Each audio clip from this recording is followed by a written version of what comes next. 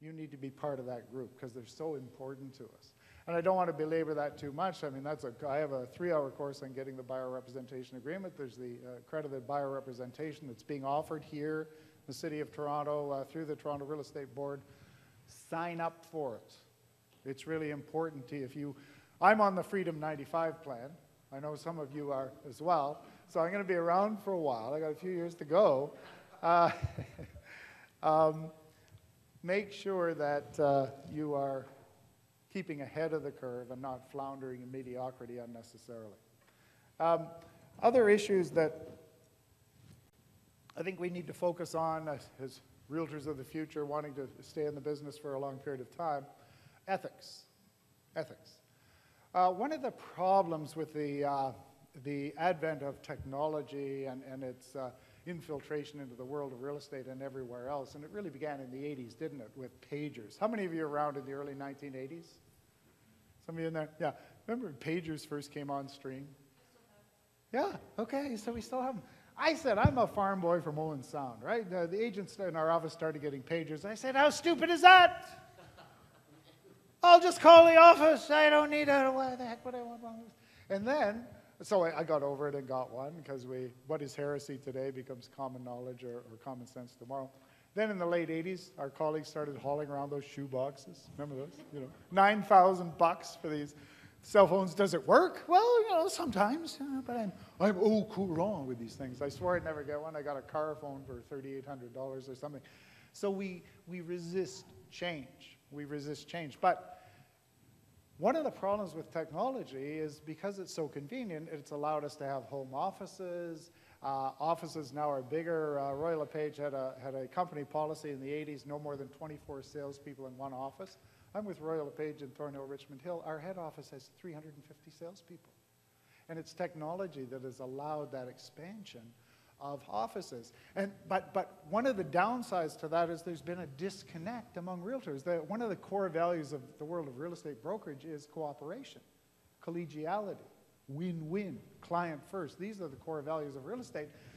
That collegiality is being undermined through technology because we no longer go into the office. We don't rip the dailies together and go out on tour together the way we used to. I have a home office now. I can dial in, and I rarely, if ever, go into the office now. It's kind of a shame because you miss that social aspect. And one of the downsides, one of the side effects of that disconnect among realtors has been a drop in the level of ethical behavior to a greater or lesser degree. And that's unfortunate. You see things like offers by fax only, which is part of this disconnect. It is lazy realtors convincing their gullible seller clients that somehow offers by fax are better for them than live presentations, when generally speaking, they are not. Yes? We just took the broker's course, and she's saying that there is no reason for the buyer's agent or the buyer's real estate agent to show up at the offer presentation. Yeah, I mean, there are different views on this, obviously. My view is to have a real negotiation, you need contact, you need discussion. There is a song to be sung, and we should be there to sing it. And it's just too darned easy to have this virtual world where there is no human contact anymore. Some people's whole social lives are spent on computers rather than actually face-to-face, breathing the same air. And I think that's very unfortunate. There is a time and a place, sometimes from a practical point of view, offers by fax are necessary, but generally speaking, to have a real negotiation, there needs to be human contact, in my view, and it's arguable, obviously. Other things, we see marketing fees. What the heck is a marketing fee, right? That's an outrage. That is an absolute outrage. We see seller and listing agent do not warrant the accuracy of the information contained herein, and the broker comments on MLS listings. In breach of Section 21 of our Code of Ethics, in breach of prudent professional practice. It's sloppy, it's lazy, it's deceptive, it's amateurish, and all it does is open the doors wider to the barbarians at the gates of our profession who want to replace us as the go-to person, the general contractor in the real estate brokerage transaction. We want respect, Every time we do a poll of our members, other than providing you with an MLS system, members, what would you like us to do for you?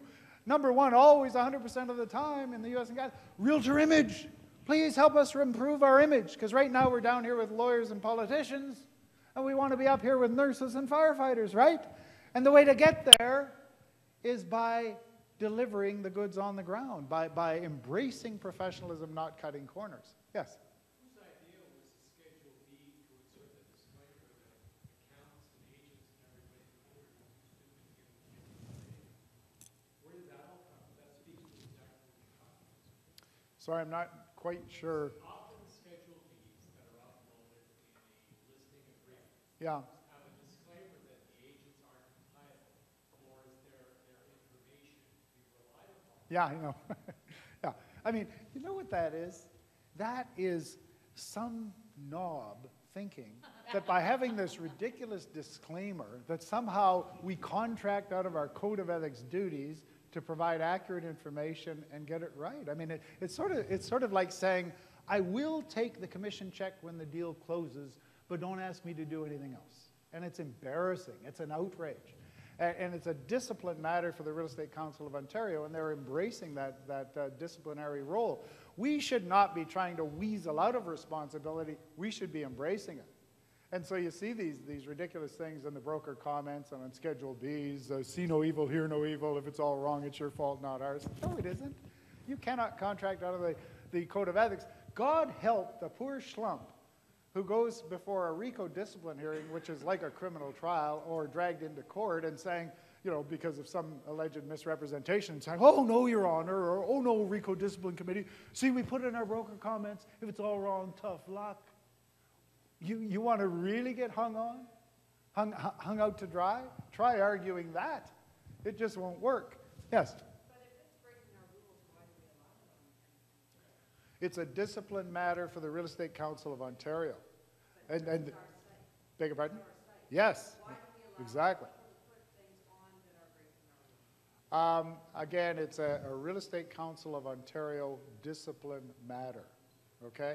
We start getting into trying to control what does and doesn't go on our site in certain respects, then we can run into troubles as well. So it's a RICO matter, and RICO's aware of it, and hopefully RICO's going to be doing the right thing, and I think they will.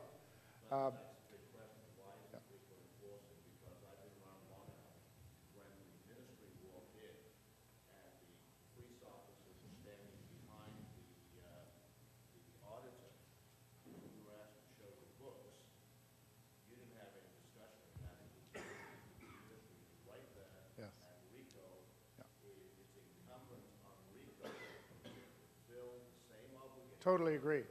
Totally agree. Now let me ask you this. Yeah. Yeah. Let me ask you this. Have you ever been to a RICO general meeting? No, I haven't. Thank you. Here's what happened to me. First ever RICO general meeting, and we're all voting, paying members of the Real Estate Council of Ontario.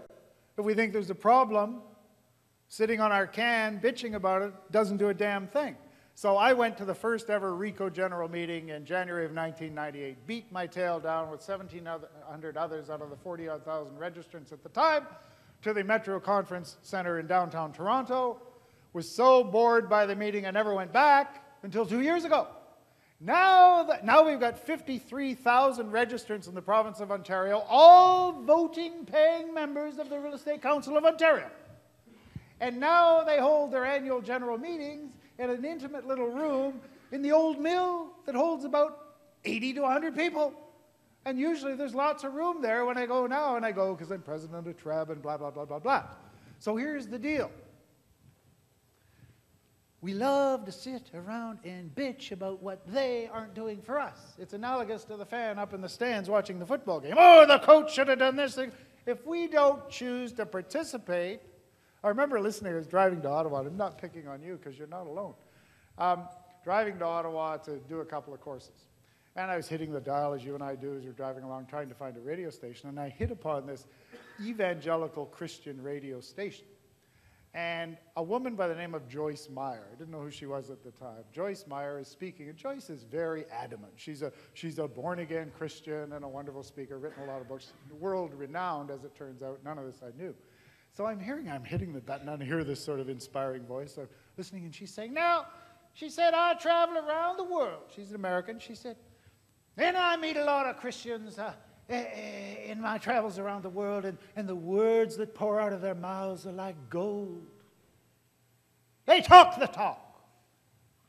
She said, and then I hear a little bit about what they actually do, what their behavior is. And there's a big disconnect between what flows out of their mouth and what they actually do.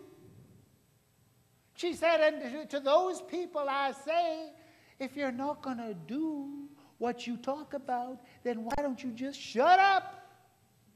And I thought that was pretty good advice, because it's all very well to blow a lot of smoke out of the front of your face about what other people should be doing, but if you're not prepared to bite the bullet and join in the battle and actually do something, then quit your bitching, right? And things can be done, and I recommend people get involved. Bill, I think what happened is there's too many real estate agent representatives for RICA to handle. I know they just hired another 60 people, but I don't think that's even dropping the bucket. It is an issue that RICA is going to have to deal with, probably by upping the ante on your and my fees. Because right now our fees are pretty low relative to other professions. Like I pay close to $2,000 to the Law Society of Upper Canada every year just sort of to be a member.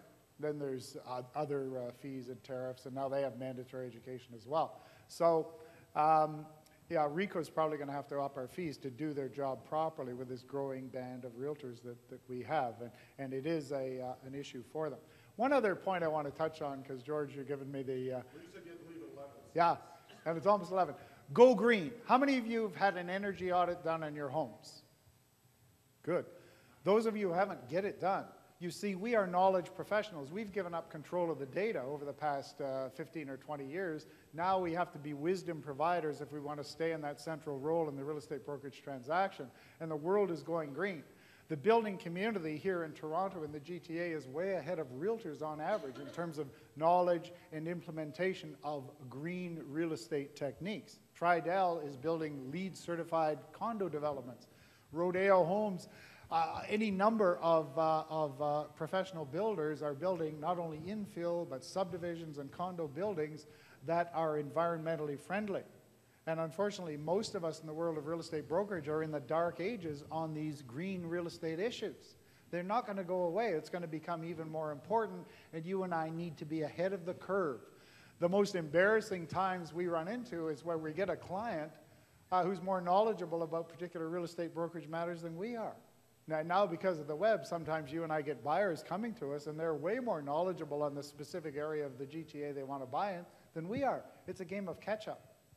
And in terms of green real estate issues, these are hard economic issues that you and I need to be aware of. So I really encourage you to take the MCE credit courses offered through the Toronto Real Estate Board on green matters for commercial and residential practitioners. Start delving in the Star. It's interesting, our media are excellent sources of information on green matters, particularly in the Saturday real estate supplements and the Globe and the Star and whatnot. So I really encourage you to get on that bandwagon as well. Thanks for having me, George. Thanks all of you for coming. I encourage you, if you're interested, get involved at the committee level at TREB. We're always looking for good, new, bright people to get involved, not only at the Toronto Real Estate Board, but at the provincial and the federal level on committees and task forces. So all the best for a great holiday season, and thanks for having me this morning. Thank you. Thanks so much, Bill. George, pleasure.